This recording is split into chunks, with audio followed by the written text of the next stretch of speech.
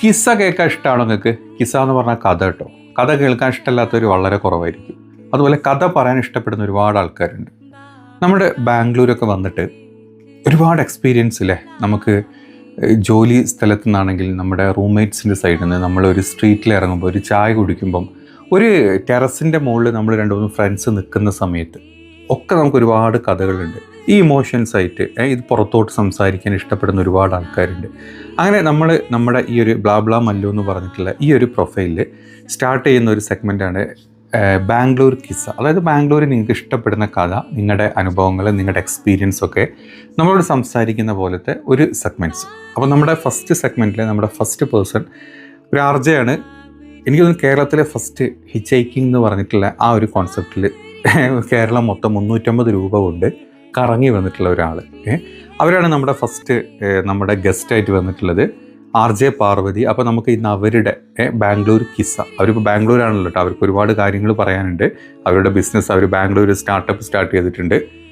ഇതെല്ലാം സംസാരിക്കാൻ വേണ്ടിയിട്ടാണ് അവർ നമ്മുടെ അടുത്തോട്ട് ഗസ്റ്റായിട്ട് വന്നിട്ടുള്ളത്. അപ്പോൾ നമുക്ക് അവരുടെ ബാംഗ്ലൂർ കിസ്സ കേട്ടിട്ട് വരാം.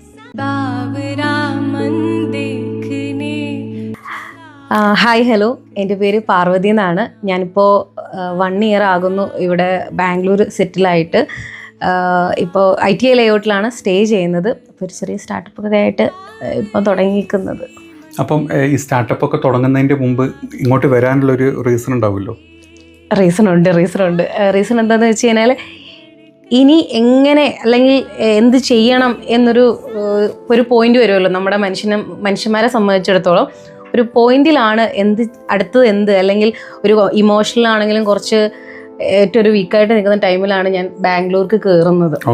അപ്പോൾ എങ്ങനെയൊന്നും എനിക്കറിയാം, ഒരു ഐഡിയ ഇല്ലായിരുന്നു. ബട്ട് ഇവിടെ വന്നതിന് ശേഷമാണ് എല്ലാത്തിനും അടുത്തടുത്ത ഓരോ വഴികൾ എൻ്റെ മുന്നിലോട്ട് ഇങ്ങനെ തുറന്നു വരുന്നത്. നാട്ടിൽ കോട്ടയം. പ്രോപ്പർ കോട്ടയം അല്ല, ചങ്ങനാശ്ശേരി. പഠിച്ചതൊക്കെ നാട്ടിൽ തന്നെ? അല്ലല്ല, ഞാൻ പഠിച്ചത് ആലപ്പിയിലാണ്, ഹരിപ്പാട്. ഞാൻ ഒരു ചൈൽഡ്ഹുഡ് മൊത്തം അമ്മൂമ്മയുടെ കൂടെയാണ്, അമ്മയുടെ കൂടെ നിന്നാണ് പഠിച്ചത്. ഈ അമ്മൂമ്മയുടെ കൂടെ ഒരുപാട് നമ്മൾ ഈ മണിച്ചിത്രത്താഴിലൊക്കെ കണ്ട പോലെ ഒരുപാട് വേറെ തന്നെ കുറെ ഓർമ്മകൾ കാണൂലേ? തീർച്ചയായിട്ടും. കൂടെ നിൽക്കുന്നതിനേക്കാളും കുറച്ച് ഡിഫറെന്റ് ആയിട്ടുള്ള, അത് കുറച്ചും കൂടെ നമ്മുടെ ഒരു ഇതിൽ പറയുകയാണെങ്കിൽ, നമ്മുടെ ഈ ഒരു ഒരു കോഴിക്കുഞ്ഞിനെ നമ്മൾ കൊണ്ടു നടക്കത്തില്ലേ, അങ്ങനെയാണ് അമ്മൂമ്മ കൊണ്ടു നടന്നേക്കുന്നത്. ഇപ്പൊ നേരെ സ്കൂളിൽ രാവിലെ കൊണ്ടുവിടും, തിരിച്ച് കൊണ്ടുവിടാ. അതായത് സ്കൂൾ വിട്ട് കഴിഞ്ഞാൽ ആള് വെയിറ്റ് ചെയ്ത് നിൽക്കും ഗേറ്റിന്റെ അവിടെ. അത് കഴിഞ്ഞിട്ട് ട്യൂഷൻ ആണെന്നുണ്ടെങ്കിലും കൊണ്ടുവിടും. അതുവരേക്കും ഒരു 2 മണിക്കൂറോളം വെയിറ്റ് ചെയ്തിരിക്കും ട്യൂഷൻ കഴിയുന്നിടം വരെ. അങ്ങനെയായിരുന്നു എൻ്റെ ഒരു പഠന കാലഘട്ടം. ഞാൻ ഫസ്റ്റ് പാർവതിനെ കോണ്ടാക്ട് ചെയ്യുമ്പോൾ തന്നെ 1-2 വേറെ കാര്യങ്ങൾ, അതായത് ഇവിടെ വന്നതും നാട്ടിലെത്തതും അല്ലാത്ത വേറെ കുറച്ച് കാര്യങ്ങളൊക്കെ പാർവതി തുടക്കം മുതൽ ചെയ്തിട്ടുണ്ട് അല്ലേ? നമ്മളിപ്പം പല ആളുകളും ചെയ്യുന്ന കുറെ പ്രവൃത്തികൾ പാർവതിയാണ് എനിക്ക് തോന്നുന്നു സ്റ്റാർട്ടിങ് കേരളത്തിൽ അത് ഇൻട്രൊഡ്യൂസ് ചെയ്തത്. ഹിച്ചൈക്കിംഗ് ആണോ ഉദ്ദേശിച്ചത്? അതൊരു വലിയൊരു സ്റ്റോറി ആട്ടോ, അത് ആൾ പറഞ്ഞുതരും. ഹിച്ചൈക്കിങ്ങിൽ എനിക്ക് തോന്നുന്നു കേരളത്തിൽ ആദ്യത്തെ ഒരു എന്താ പറയുക, ഒരു സ്ത്രീ എന്നുള്ള രീതിയിൽ പുറത്തിറങ്ങിയിട്ടുണ്ടെങ്കിൽ അത് പാർവതി ആയിരിക്കും. കറക്റ്റ് അല്ലേ? അതെനിക്ക് ചെറിയ പ്രായത്തിൽ, ഒരുപാട് വലിയ പ്രായമൊന്നും ആയിട്ടില്ല സമയത്ത്. ഇല്ല, ഒരു 2020 ആ ടൈമിലാണ്, 5 വർഷം മുമ്പ്. അതെ. എനിക്ക് തോന്നുന്നു ഇപ്പം ഈ ഹിച്ചൈക്കിംഗ് പൂർണിമ, ബാക്ക് പാക്കർ പൂർണിമ അല്ലേ? അതിനുശേഷമാണ് പൂർണിമയൊക്കെ, അരുണിമ ഒക്കെ ഇറങ്ങുന്നത്. അതിനുശേഷമാണ് ഡെയർ ഫൂട്ടർ, വയനാടുള്ള ഡെയർ ഫൂട്ടർ ഒക്കെ. പിന്നെ നമ്മുടെ ഹിച്ചൈക്കിംഗ് നൊമാദ് എനിക്ക് തോന്നുന്നു കുറച്ച് സമയം. അല്ലല്ല, ഞാൻ ഇറങ്ങുന്ന ഒരു ടൈമിൽ തന്നെ മാഹിൻ ഇറങ്ങിയിട്ടുണ്ട്. അപ്പൊ അറിയാം അവരൊക്കെ? അറിയാം, പേഴ്സണലി കോണ്ടാക്ട് എല്ലാം ഉണ്ട്. മാഹിനെ, അരുണിമയും ഡെയർ ഫൂട്ടറിനെ എല്ലാവരും അറിയാം. എനിക്ക് തോന്നുന്നു അവർക്ക് ആദ്യം തന്നെ ഒരു മോട്ടിവേഷൻ കൊടുത്തത് പാർവതിയാണോ? അതെനിക്കറിയില്ല കേട്ടോ. അവർക്ക് എന്താണ് ഇതുപോലെ ചിലപ്പോൾ ഞാൻ ഇറങ്ങാനുണ്ടായ സാഹചര്യം പോലെ അവർക്കൊക്കെ ഉണ്ടാവാം. അതിനെക്കുറിച്ച് കുറച്ച് കാര്യങ്ങൾ, അതിന്റെ ഒരു എക്സ്പീരിയൻസ് പറയുമോ? തീർച്ചയായിട്ടും. ആക്ച്വലി നമുക്കും ഇപ്പം ഞാൻ മുമ്പേ പറഞ്ഞ പോലെ ബാംഗ്ലൂർക്ക് ഇറങ്ങുന്ന ഒരു ടൈം പോലായിരുന്നു ആ ഒരു സമയത്തും. മെൻ്റലി ഓക്കെ അല്ലാത്ത ഒരു ടൈമിനാണ്. എൻ്റെ അന്നത്തെ ഒരു തിങ് എന്ന് പറഞ്ഞാൽ, നമ്മളെപ്പോഴും ജനിച്ച് ഇപ്പോൾ പെൺകുട്ടി വളർന്നു വരുന്നൊരു സാഹചര്യം എന്നാൽ അച്ഛനെ അമ്മേനെ ഡിപ്പെൻഡഡ് ആണ്. അത് കഴിയുമ്പോഴത്തേക്ക് ഇപ്പോൾ ഒരു ബ്രദർ ഉണ്ടെങ്കിൽ ആ ബ്രദറിൽ നമ്മൾ ഡിപ്പെൻഡഡ് ആണ്. പിന്നെ ആഫ്റ്റർ അത് കഴിഞ്ഞ ശേഷം നമ്മളെ കല്യാണം കഴിച്ചു കഴിഞ്ഞ് കഴിഞ്ഞാൽ പിന്നെ ഹസ്ബൻഡിൽ ഡിപ്പെൻഡഡ് ആണ്. അങ്ങനെ ഒരു ജേർണിയിൽ മൊത്തം ഫുള്ള് ഡിപ്പെൻഡഡ് ആയിട്ട് പോകുന്ന ഒരു ലൈഫാണ് പെൺകുട്ടികളെ സംബന്ധിച്ചിടത്തോളം. ഇതിന്റെ അപ്പുറം നമുക്ക് നാളെ അവർ നഷ്ടപ്പെട്ട് കഴിഞ്ഞാൽ എങ്ങനെ സർവൈവ് ചെയ്യണം എന്നൊരു സിറ്റുവേഷൻ വരുമ്പോൾ അവർക്ക് എങ്ങനെ അറിയില്ല. ആ സമയത്ത് ഞാൻ എൻ്റെ ഒരു ഫ്രണ്ട് പോലും ഉണ്ട്, അവളുടെ അച്ഛനും അമ്മയും നഷ്ടപ്പെട്ടു. അവൾക്ക് പിന്നീട് എന്ത് ചെയ്യണമെന്ന് അറിയത്തില്ല, പഠിക്കാനുള്ള സോഴ്സ് ഇല്ല, വിദ്യാഭ്യാസം മുന്നോട്ട് ചെയ്യണമെന്നുണ്ടെങ്കിൽ അതിന് വരുമാനവും ഇല്ല, റിലേറ്റീവ്സ് ഉണ്ട്, അതിനാരും അവളെ സപ്പോർട്ട് ചെയ്യുന്നില്ല. അപ്പം ഇങ്ങനെയൊക്കെ വന്നപ്പോഴത്തേക്ക് എങ്ങനെ അത് ചെയ്യണമെന്ന് അറിയത്തില്ല. ആളെ ഡിപ്രഷനൊക്കെ അടിച്ച് ഭയങ്കര പ്രശ്നം. അപ്പം ഇതുപോലെ തന്നെ എൻ്റെ ലൈഫിലും ഞാനത് റിയലൈസ് ചെയ്തു. ഇനി എങ്ങോട്ട് ഇവരാരും ഇല്ലെങ്കിൽ നമ്മൾ എങ്ങനെ സർവൈവ് ചെയ്യും? ആദ്യം നമ്മൾ പഠിക്കേണ്ടത് ഒറ്റയ്ക്ക് നിന്നിട്ടാ. ആദ്യം ഏറ്റവും വലിയ ബേസ് എന്ന് തോന്നിയത് എനിക്ക് ഒറ്റയ്ക്ക് യാത്ര ചെയ്യണം. എത്ര പേരെ കൊണ്ട് അങ്ങനെ പറ്റും, പ്രത്യേകിച്ച് ഒരു പെൺകുട്ടിയെ സംബന്ധിച്ചിടത്തോളം. അങ്ങനെയാണ് ഇതുപോലെ എൻ്റെ ഒരു ഏറ്റവും പേഴ്സണൽ ഒരു ഇഷ്യൂവിൽ നിന്നാണ് ഞാൻ ആ ഒരു തിങ്കിങ്ങിലോട്ട് വരുന്നതും. അങ്ങനെ രണ്ടും കൽപ്പിച്ചിട്ട് ഞാൻ എൻ്റെ കയ്യിൽ ആ സമയത്ത് അങ്ങനെ നമ്മൾ പഠിച്ചുകൊണ്ടൊക്കെ ഇരിക്കുന്ന സമയവും പിന്നെ വർക്കിംഗ് അതെ അത്രയും സേവിങ്സിലോട്ടൊന്നും തിങ്ക് ചെയ്യുന്നില്ല. അങ്ങനെ എൻ്റെ ഒരു ഓർമ്മ ശരിയാണെങ്കിൽ ഒരു 350 or 250 rupees അങ്ങാണ്ട് എൻ്റെ കയ്യിലുള്ളൂ. അതും മറ്റേ നോട്ടൊക്കെ വെച്ചിട്ടുള്ള. അതെ അതെ, ഓൾ കേരള ഹിച്ചേക്കിങ്. അതായത് അന്ന് എൻ്റെ മുന്നിൽ ഇങ്ങനെ ലിഫ്റ്റ് ചോദിക്കാം, പിന്നെ അറിയുന്ന വീട്ടിൽ പരിചയപ്പെട്ടൊക്കെ ചെന്നിട്ട് നിൽക്കാം, പിന്നെ ഓരോരുത്തരത്തൊക്കെ ഫ്രണ്ട്സും കാര്യങ്ങളൊക്കെ കോണ്ടാക്ട് ഉണ്ടല്ലോ. അപ്പോൾ നമുക്ക് അറിയില്ല, ഞാൻ ഇറങ്ങുമ്പോൾ കൂടുതലൊന്നും ഓവർ തിങ്ക് ചെയ്യാനോ ഇനി എന്താണ് സംഭവിക്കുന്നതെന്നൊന്നും എനിക്കറിയില്ല. കൈ കിട്ടിയ സാധനമൊക്കെ എടുത്തിട്ട് ഞാൻ പാക്ക് ചെയ്തിട്ട് ഞാൻ അമ്മയോട് പറഞ്ഞു, അമ്മ ഞാൻ ദേ വീട്ടിൽ നിന്ന് ഇറങ്ങാൻ പോവാണ്. അമ്മ ഫുള്ള് കരച്ചിലാണ്, നീ എന്താ ചെയ്യാൻ പോകുന്നതെന്ന്. അങ്ങനെ അത് അമ്മമാരിപ്പം യൂഷ്വലി പറയണ കുറച്ച് കാര്യങ്ങൾ. അന്ന് എനിക്ക് ഞങ്ങളുടെ ഹൗസ് വാമിങ് കഴിഞ്ഞൊരു ടൈമാണ്. അപ്പോൾ കഴിഞ്ഞിട്ട് കുറച്ച് ദിവസങ്ങളെ ആവുന്നുള്ളൂ. അപ്പം എന്താ പറയുക, ഞാൻ ഈ റൂമിലിരുന്ന് ഫുള്ള്, അപ്പോൾ അവിടെ ബെഡൊന്നും ഇല്ല, ഇത് ഫുള്ളെല്ലാം ഞാനിങ്ങനെ ഇപ്പോഴും ഓർമ്മയുണ്ട്. എൻ്റെ ഫോൺ ആ സമയത്തൊക്കെ പോയി, ഈ പൈസയൊക്കെ നോട്ടൊക്കെ എടുത്ത് ഞാൻ ഇങ്ങനെ വെച്ചേക്കോ തറയിൽ ഇങ്ങനെ വെച്ചിട്ട് അതെല്ലാം എണ്ണി അത് പറഞ്ഞ 10, 20, 30 അങ്ങനെയൊക്കെയുള്ള പൈസ എന്തൊക്കെയോ.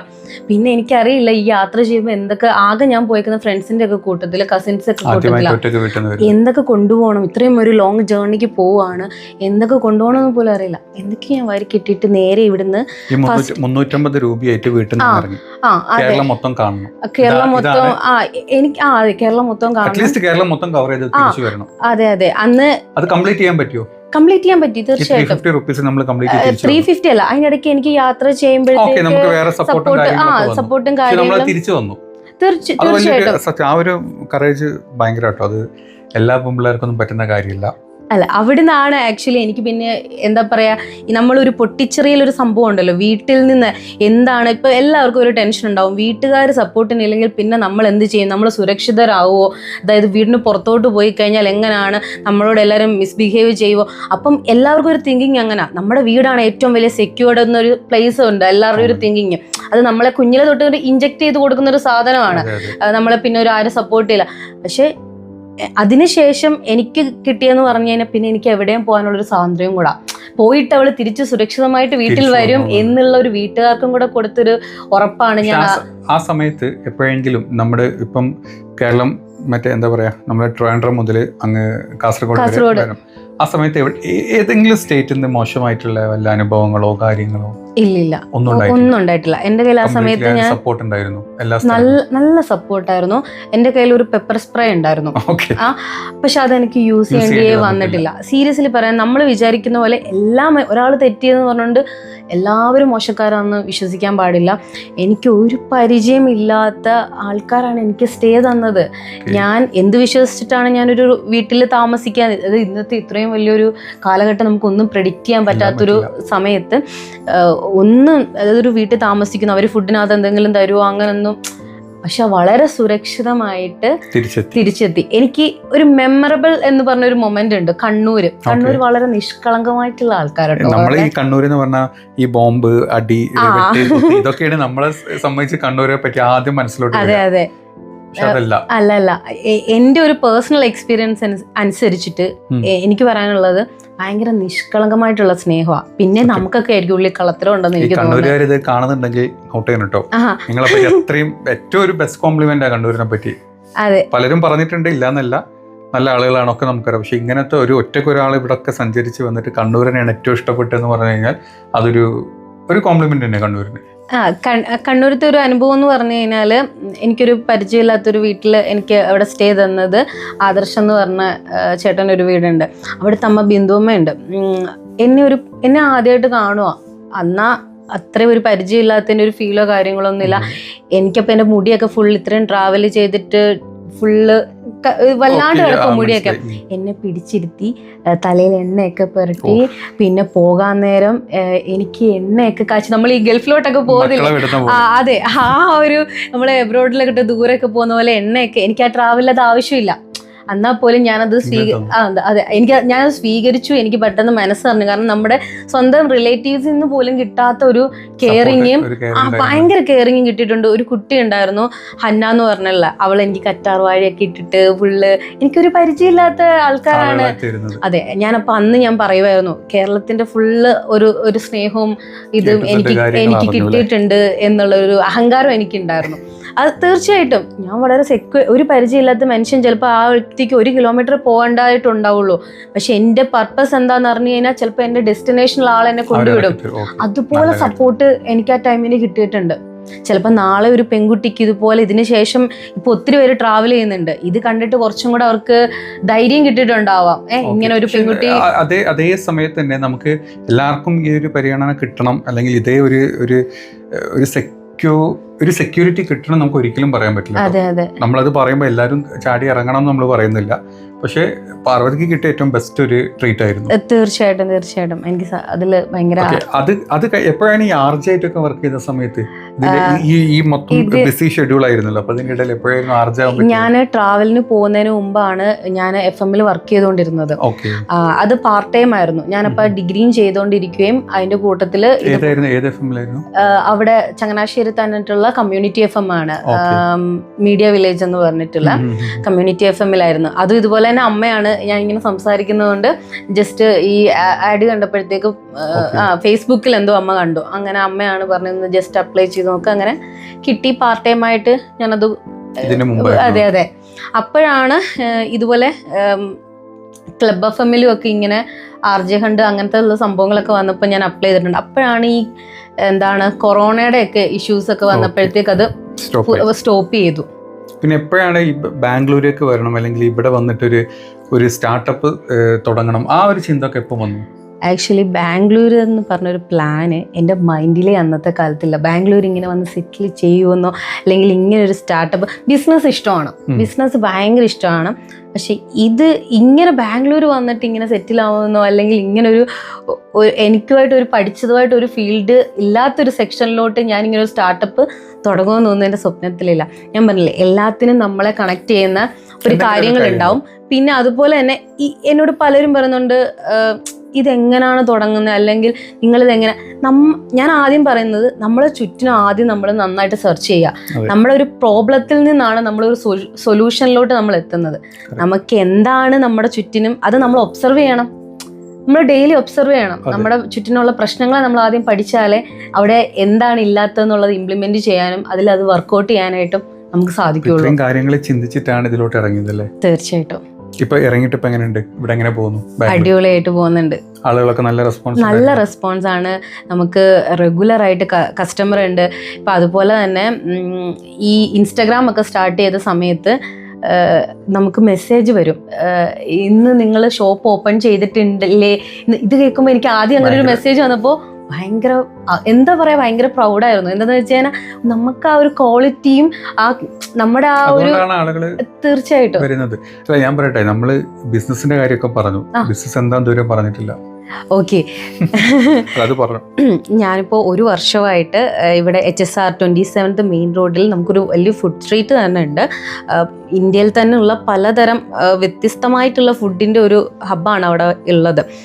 പക്ക നല്ല സ്ട്രീറ്റ് ഫുഡും ക്വാളിറ്റിയും ക്വാണ്ടിറ്റിയിലും അഫോർഡബിൾ ആയിട്ടുള്ള റേറ്റിലും ഒക്കെ തന്നെ സെർവ് ചെയ്യുന്ന, ലൈവായിട്ട് സെർവ് ചെയ്യുന്ന നല്ലൊരു ഫുഡ് സ്ട്രീറ്റ് ആണ്.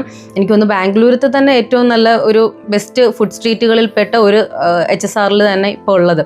അപ്പോൾ അതിൽ ഞാനിപ്പോൾ ഒരു 1 year ആയിട്ട് ഒരു മൊയ്റ്റോൻ്റെ സ്റ്റാൾ സ്റ്റാർട്ട് ചെയ്തിട്ടുണ്ട്. ആദ്യം അതിൻ്റെ ഒരു ഇൻവെസ്റ്റ്മെൻറ്റ് എനിക്ക് പലരും ഇൻസ്റ്റഗ്രാമിൽ മെസ്സേജ് അയച്ചിട്ടുണ്ടായിരുന്നു, ഇതിന് എത്ര രൂപ കോസ്റ്റ് ആയിട്ടുണ്ട് ഫസ്റ്റ് എനിക്ക് 7000 രൂപയായിരുന്നു അതിനകത്ത് ഇൻവെസ്റ്റ്മെൻറ്റ് ആയിട്ടുണ്ടായിരുന്നു. അതിന് എനിക്ക് തോന്നുന്നു അതിൻ്റെ ഈ എന്താ പറയാറ് മിക്സ് ചെയ്യുന്നത് ഫ്ലേവേഴ്സ് ആ ഒരു ടേബിൾ ഫസ്റ്റ് ഒറ്റ ഒരു ടേബിൾ ആയിരുന്നു നോർമൽ. അതിനങ്ങാണ്ട് 550 ആണ് മടിവാളയെന്നാണ് പർച്ചേസ് ചെയ്തത്.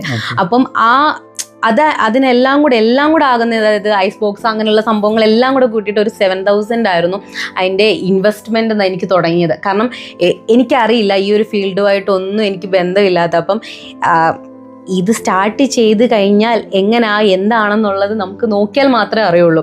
അപ്പോൾ ഒരു ഹ്യൂജ് എമൗണ്ട് ഇവിടെ വന്നിട്ട് നമുക്ക് ഇൻവെസ്റ്റ് ചെയ്തിട്ട് നമുക്കൊരു പരീക്ഷണത്തിന് ആ ഒരു എമൗണ്ട് വെച്ച് എനിക്ക് തോന്നിയില്ല. അപ്പം ഞാൻ എൻ്റെ ഒരു ഫ്രണ്ടിൻ്റെ ഷോപ്പ് ഉണ്ടായിരുന്നു HSRൽ. അപ്പം ഞാൻ ഡെയിലി ഈ ഒരു ഫുഡ് സ്ട്രീറ്റ് വിസിറ്റ് ചെയ്യാറുണ്ട്.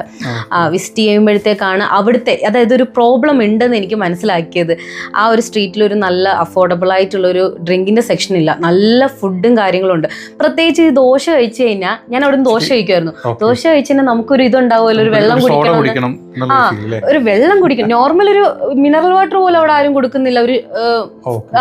അപ്പൊ അതിൽ നിന്നാണ് എന്തുകൊണ്ട് നമുക്കൊരു വെള്ളത്തിന്റെ ഒരു പരിപാടി സ്റ്റാർട്ട് ചെയ്തുകൂടാ എന്ന് വരുന്നത്. പിന്നെ അതിനകത്ത് വേറൊരു ഗുണമെന്ന് വെച്ച് കഴിഞ്ഞാൽ, ഫുഡ് നമുക്ക് ഉണ്ടാക്കി കഴിഞ്ഞിട്ട് മൂവ് ആവുമോ അല്ലെങ്കിൽ അത് കസ്റ്റമർ മേടിക്കുമോ എന്നൊരു ടെൻഷൻ വരും.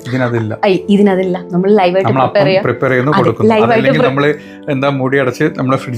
അത് വെക്കുക. അപ്പോൾ അങ്ങനെ നമുക്കൊരു ടെൻഷൻ കുറവാണ് എന്ന് പറഞ്ഞ് അങ്ങനെ ഒരു സംഭവത്തിലോട്ട് എത്തുന്നത്. ഞാനപ്പോൾ കൂടുതലൊന്നും ചിന്തിക്കാൻ നിന്നില്ല. കൂടുതലൊക്കെ ചിന്തിച്ച് കഴിഞ്ഞാൽ പിന്നെ അയ്യോ അങ്ങനെ ആവോ ഇതാവോ എന്ന് ജസ്റ്റ് തിങ്ക് ചെയ്തു. ആ സാധനം അവിടോട്ട് അങ്ങ് സ്റ്റാർട്ട് ചെയ്തു. അതിനകത്തൊരു കോമഡി എന്ന് വെച്ച് കഴിഞ്ഞാൽ, അന്ന് ഫസ്റ്റ് ഡേ ഒക്കെ കുലുക്കി സംഭവങ്ങളൊക്കെ കൊണ്ടുവരാനൊക്കെ ശ്രമിച്ചിട്ടുണ്ടായിരുന്നു. അപ്പം എനിക്കിതൊന്നും പരിചയമില്ലാത്ത കാര്യമാണ്. പക്ഷെ എന്നാൽ തന്നെ അത്യാവശ്യം ഞാനൊരു ചെറിയ കുക്കും കാര്യങ്ങളുമാണ്. നല്ല അത്യാവശ്യം കുക്ക് ചെയ്യണം, അത് നന്നായിട്ട് സെർവ് ചെയ്യണം, ആൾക്കാർ കഴിക്കുമ്പോൾ അതാണ് എൻ്റെ എക്സ്പീരിയൻസും എൻ്റെ ആത്മവിശ്വാസവും അതായിരുന്നു കേട്ടോ. അപ്പോൾ ഇത് ഈ കുലുക്കി അടിച്ചു കൊടുത്തപ്പോൾ ഒരു മലയാളികൾക്ക്, അവരും HSR ഉള്ളതാ, 2 പയ്യന്മാരെ, എനിക്കിപ്പോഴും ഓർമ്മയുണ്ട്. ഷെബീബ്, പേര് ഓർമ്മ കാരണം ആ കസ്റ്റമറിനെ ഒരിക്കലും മറക്കില്ലെന്ന് ഞാൻ അവർക്കും പ്രോമിസ് കൊടുത്തതാ. ഞാൻ ഈ കുലുക്കി ഇങ്ങനെ കൊടുത്തപ്പോഴത്തേക്ക് ഇതിങ്ങനെ ഷെയ്ക്ക് ചെയ്യുമല്ലോ, ഷെയ്ക്ക് ചെയ്യുമ്പോഴത്തേക്ക് അത് ശരിക്കും അത് അടഞ്ഞിട്ടുണ്ടായിരുന്നില്ല. അത് ഫുള്ള് കസ്കസ് അടക്കം എൻ്റെ ദേഹത്ത് ഫുള്ളും കസ്റ്റമറും ഉണ്ടായിരുന്നു. അതൊരു 5 മണി സമയത്താണ് അന്ന് സ്റ്റാർട്ട് ചെയ്യുന്നത്. എൻ്റെ ദേഹത്ത് ഫുള്ളും ആയി. അപ്പോൾ അന്ന് ഞാൻ കസ്റ്റമറിനെ ലൈവായിട്ടൊരു സ്ട്രീറ്റിലാണ് ഈ സംഭവം. അപ്പോൾ എനിക്കുണ്ടായ അതിനകത്തൊരു ഡബിൾ മൈൻഡ് ഉണ്ട് നമുക്കെന്ന് വെച്ച് കഴിഞ്ഞാൽ, അയ്യോ അവരെന്ത് വിചാരിക്കും, അവരെന്ത് വിചാരിക്കും, പിന്നെ എനിക്കിത് അറിയില്ല എന്നൊരു തിങ്കിങ് അവർക്ക് വരുമോ അങ്ങനെ. പക്ഷെ ഞാനത് അവിടെ വെച്ചിട്ട് ഒന്ന് ജസ്റ്റ് അവിടെ ഒരു ബാക്കിലോട്ട് മാറി എന്നിട്ട് തിരിച്ചു വന്നിട്ട് അവർക്ക് ഞാൻ അത് തന്നെ ചെയ്ത് കൊടുത്തു. അല്ല, അതോടുകൂടിയിട്ട് എൻ്റെ ആ ഒരു ടെൻഷൻ മാറി. പിന്നെ ഇതുവരെയൊക്കെ അങ്ങനെ തിരിഞ്ഞു നോക്കേണ്ടി വന്നിട്ടില്ല കേട്ടോ. അതെ അവര് ഇവിടുന്ന് HSR മൂവ് ആവുന്നിടം വരെ ഇവിടുന്ന് ഷിഫ്റ്റ് ആയി അവര് ഇന്ദ്രനഗറിലോട്ട്. അതുവരേക്കും നമ്മുടെ റെഗുലർ കസ്റ്റമർ ആയിരുന്നു. ഓക്കെ, അപ്പം ഞാൻ പറയുന്നത് ഇപ്പം പാർവതിയുടെ കാര്യം നോക്കിക്കഴിഞ്ഞാൽ ഒരു ഒറ്റക്കാണ്, ഒരു സിംഗിൾ ആണ് അല്ലേ? സിംഗിൾ ആയിട്ട് നിന്നിട്ട് ഇതുപോലെ ഒരു സ്റ്റാർട്ടപ്പ് തുടങ്ങാൻ പറ്റുന്നുണ്ടെങ്കിൽ, എനിക്ക് തന്നെ ബാംഗ്ലൂർ ഒരുപാട് ആളുകൾ ജോലി തപ്പി നടക്കുന്നുണ്ട്. ഒരുപാട് ആളുകൾ ജോലി തപ്പി നടക്കുന്നുണ്ട്, പക്ഷെ കിട്ടുന്ന ആളുകൾ വളരെ കുറവാണ്. അപ്പം ഇപ്പം നിങ്ങൾക്കൊരു ജോലി ഉണ്ടെങ്കിൽ കൂടെ അതിൻ്റെ ഒരു സൈഡായിട്ട് ഇതുപോലെ ഒരു ഏർണിങ്സിന് പറ്റിയ ഒരു സ്ഥലമാണ് നമ്മുടെ ബാംഗ്ലൂർ. തീർച്ചയായിട്ടും പല രീതിയിൽ 100%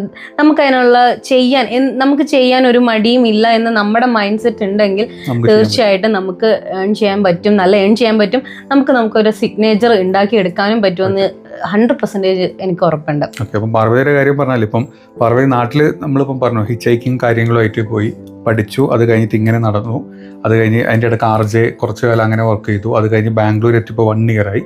ഈ 1 year പാർവതി ഒരുപാട് എക്സ്പീരിയൻസ് ചെയ്തു ബാംഗ്ലൂരിൽ നിന്ന്. ബിസിനസ് ആയിട്ട്, അല്ലെങ്കിൽ ഇവിടെ എങ്ങനെ ഈ സ്ഥലത്ത് എങ്ങനെ സർവൈവ് ചെയ്യാം, എങ്ങനെ സ്റ്റേ ചെയ്യാം, എങ്ങനെ ഒരു ബിസിനസ് സ്റ്റാർട്ട് ചെയ്യാം. ചെറുതാണെങ്കിലും ആ ഒരു ബിസിനസ് സ്റ്റാർട്ട് ചെയ്യാൻ കാണിച്ച ഒരു മൈൻഡ് ഉണ്ടല്ലോ, അത് ഭയങ്കര വലുത് തന്നെയാണ്. എനിക്ക് തോന്നുന്നു ഒരുപാട് ആൾക്കാർക്ക് ഈ ഒരു പാർവതിയുടെ ആ ഒരു സ്റ്റോറി ഉണ്ടല്ലോ. ഇപ്പോൾ നമ്മൾ ബാംഗ്ലൂർ കിസ്സ എന്നും പറഞ്ഞിട്ടാണ് നമ്മൾ സ്റ്റാർട്ട് ചെയ്തത്. അതായത് ബാംഗ്ലൂർ കിസ്സ എന്ന് പറഞ്ഞ ഒരു സ്റ്റോറി, ഒരാൾക്ക് നമ്മളിപ്പോൾ വലിയ ആൾക്കാരെ കൊണ്ടുവരിക എന്നുള്ളതല്ല, പക്ഷേ ഇവിടെ വന്ന് സർവൈവ് ചെയ്ത ഒരാൾക്ക് എങ്ങനെ ഇവിടെ ജീവിക്കാം, സർവൈവ് ചെയ്യാം, എങ്ങനെ അവരുടെ മറ്റു കാര്യങ്ങൾ ഡേ ടു ഡേ കാര്യങ്ങൾ എങ്ങനെ ചെയ്യാം എന്നുള്ളതിനുള്ള ഒരു ഉദാഹരണമാണ് പാർവതി തോന്നിയത്. അതുകൊണ്ടാണ് നമ്മുടെ കിസ്സയുടെ ഫസ്റ്റ് എപ്പിസോഡിൽ തന്നെ പാർവതിനെ നമ്മൾ വിളിക്കാനുള്ള റീസണും. Thank you so much. Okay, അപ്പം ബാക്കിയുള്ളവരുണ്ട് ഇപ്പം നമ്മൾ ഇത് കാണുന്ന നമ്മുടെ എന്താ പറയുക, ഈ നമുക്ക് കുറേ ഫോളോവേഴ്സ് ഉണ്ട്, അവരോട് എന്തെങ്കിലും പറയാനുണ്ടെങ്കിൽ ഒരു ബാംഗ്ലൂർ സ്റ്റോറി എന്നുള്ള രീതിയിൽ അല്ലെങ്കിൽ ബാംഗ്ലൂർ കിസ്സ എങ്ങനെ പറയാം എന്നുള്ളത് ഒരു ഷോർട്ടായിട്ട് ഒന്ന് പറഞ്ഞാൽ നല്ലതായിരിക്കും. ഓക്കെ, ഇവിടെ വരുന്ന പലർക്കും, അതായത് ഒരു സ്റ്റാർട്ടപ്പ് പ്ലാനിങ് ഒന്നെങ്കിൽ ഇവിടെ വെച്ച് സ്റ്റാർട്ടപ്പ് പ്ലാനിങ് ഉണ്ടാവും, ഇല്ലെന്നുണ്ടെങ്കിൽ ഇവിടെ നിന്ന് പോയിട്ട് എന്തെങ്കിലും ഒരു ഐഡിയാസ് കിട്ടിയിട്ട് അവരവരുടെ ഹോം ടൗണിൽ പോയിട്ട് എന്തെങ്കിലും ഇംപ്ലിമെൻറ്റ് ചെയ്യണമെന്ന് ആഗ്രഹിക്കുന്ന ആൾക്കാർക്കും ഉണ്ടാവും. ഇപ്പം എനിക്ക് പേഴ്സണൽ ആണെങ്കിലും അങ്ങനെ മെസ്സേജ് വരുന്നുണ്ട്. ഇപ്പം വലിയൊരു പ്രൊജക്റ്റ് ആണെങ്കിലും ഒരു ചെറിയ പ്രൊജക്റ്റ് ആണെങ്കിലും എനിക്ക് പറയാനുള്ള ചില കാര്യങ്ങൾ, അല്ലെങ്കിൽ ഞാൻ പഠിച്ചത് വെച്ച്, ഈ ഒരു കുഞ്ഞു ബിസിനസ്സിൽ നിന്ന് പഠിച്ചത് വെച്ച് ഞാൻ പറയുകയാണെങ്കിൽ, എപ്പോഴും നമുക്കൊരു മാർക്കറ്റിംഗ് ആണ് ആദ്യം വേണ്ടത്. ബിസിനസ്സിൻ്റെ അടിസ്ഥാനം എന്ന് പറഞ്ഞാൽ കസ്റ്റമേഴ്സും മാർക്കറ്റിംഗ്, നമ്മുടെ പ്രൊഡക്റ്റ് ആൾക്കാരിലോട്ട് എത്തിക്കുക എന്നാണ് മെയിൻ പോയിന്റ്. പിന്നെ ആ ഒരു ക്വാളിറ്റിയും ക്വാണ്ടിറ്റിയും അതെന്താണോ അത് മെയിൻറ്റെയിൻ ചെയ്യുക എന്നുള്ളതാണ് 2. പിന്നെ ഏറ്റവും മൂന്നാമത്തെ ഘടകം സർവീസ്. ബെസ്റ്റ് സർവീസ് കൊടുക്കണം. അതെ, നമ്മുടെ ആ പ്രൊഡക്റ്റിനെ കുറിച്ച് ഒരു മിനിറ്റ് ആ കസ്റ്റമറുമായിട്ട് സംസാരിക്കുന്നതും, അല്ലെങ്കിൽ ആ കസ്റ്റമറിനെ നമ്മൾ അവിടെ ഹാൻഡിൽ ചെയ്യുന്ന പോലെയും ഒരു പോയിന്റാണ്. ഇപ്പം ചിലപ്പോൾ നമുക്കത് നല്ല രീതിയിൽ നമ്മുടെ പ്രൊഡക്റ്റ് ആ ഒരു സമയത്ത് കൊടുക്കാൻ പറ്റിയില്ലെങ്കിൽ പോലും ആ ഒരു കസ്റ്റമറിനെ ഡീൽ ചെയ്യുന്നത് ഒരു വലിയ ഘടകം തന്നെ.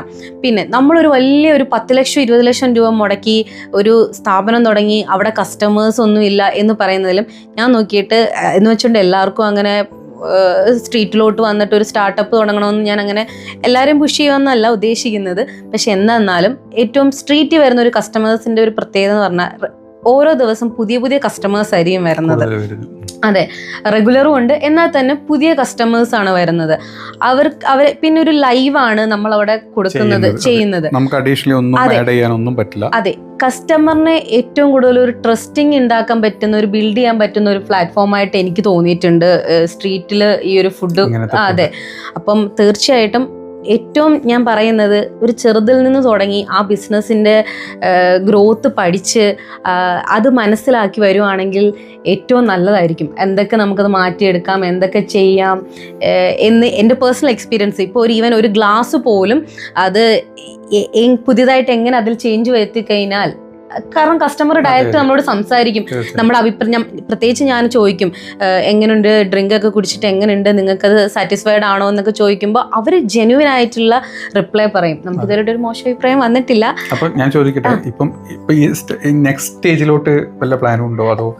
അതെ, അതിപ്പം ഞാനിപ്പം ഏപ്രിൽ അടുത്ത മാസം ആകുമ്പോൾ 1 ഇയർ തികയുവാണ്. ഏപ്രിൽ 15 ആകുമ്പോഴത്തേക്ക് 1 ഇയർ ആകും ഇങ്ങോട്ട് മാറിയതിന് ശേഷം ബാംഗ്ലൂർക്ക് എത്തിയിട്ട്. അപ്പം ഞാനൊരു ചെറിയ, അതായത് നമ്മുടെ ഒരു സ്ട്രീറ്റിൽ തന്നെ അല്ലല്ലോ, നമുക്കൊരു സ്റ്റാർട്ടപ്പ് എന്ന് പറയുന്നത് ഒരു അപ്ഗ്രേഡ് വേണമല്ലോ.